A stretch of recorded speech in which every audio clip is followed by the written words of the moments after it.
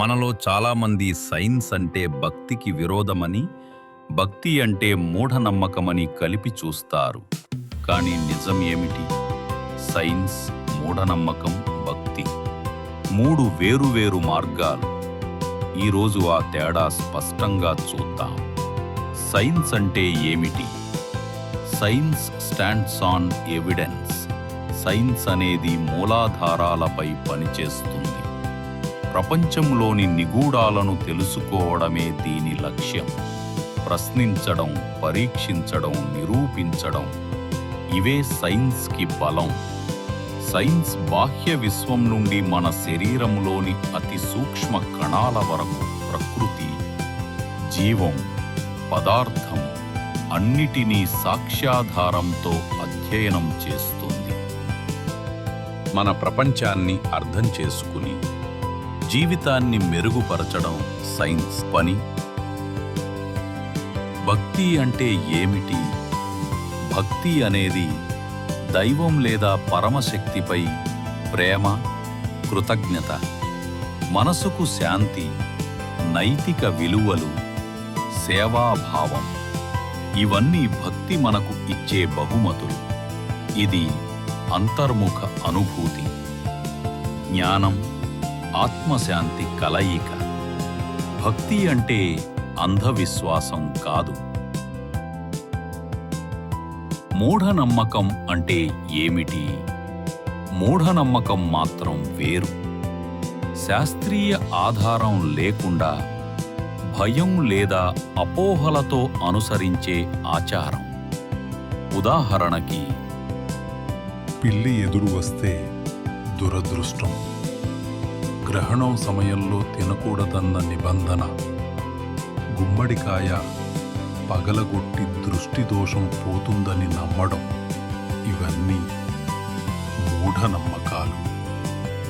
ఇవి అజ్ఞానం, భయంపై ఆధారపడి ఉంటాయి.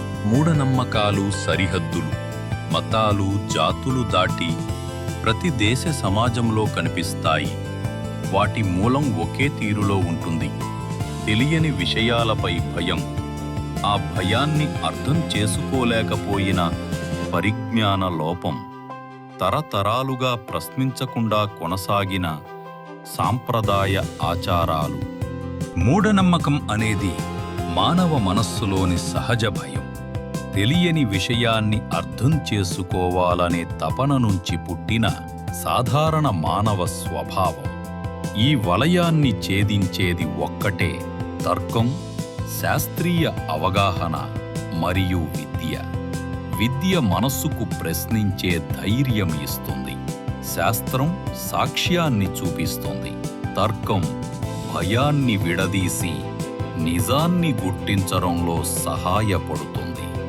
మనలో ప్రతి ఒక్కరూ ఈ మూడు శక్తులను పెంపొందిస్తేనే భయం మీద ఆధారపడి ఉన్న అపోహలు తగ్గి జ్ఞానంతో నిండిన సమాజం వైపు ముందడుగు వేయగలుగుతాం.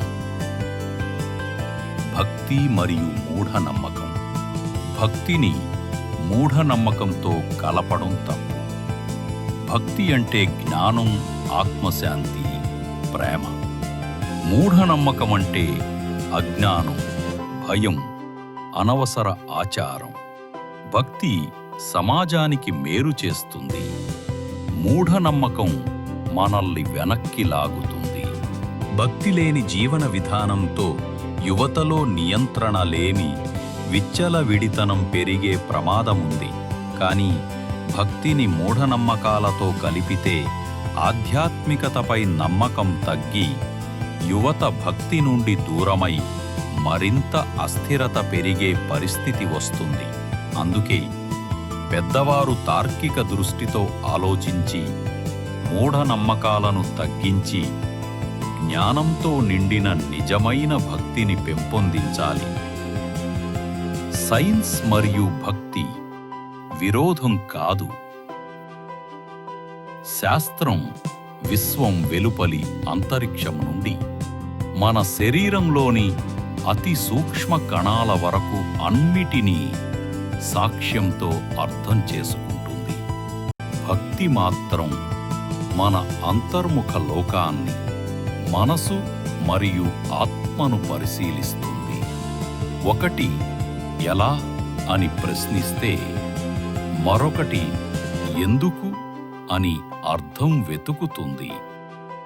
ధ్యానం వంటి భక్తి పద్ధతులు మానసిక ఆరోగ్యానికి లాభదాయకమని శాస్త్రం కూడా నిరూపించింది.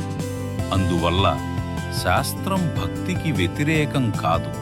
ఇవి రెండూ కలిసినప్పుడే మన జీవితం నిజంగా సంపూర్ణమవుతుంది. మన భక్తి జ్ఞానంతో ఉండాలి, భయంతో కాదు. మూఢనమ్మకం వదిలి శాస్త్రీయ దృక్పథం అలవరచుకుందాం. భక్తిని మనసు బలపరిచే మార్గంగా, సైన్స్ను జీవితం మెరుగుపరిచే శక్తిగా అంగీకరిద్దాం. భక్తి జ్ఞానంతో ఉన్నప్పుడు శక్తి, మూఢనమ్మకం అజ్ఞానంతో ఉన్నప్పుడు బలహీనత. సైన్స్ నిజం వైపు దారి చూపే వెలుగు. మనం ఎంచుకోవలసింది వెలుగు చూపే మార్గమే.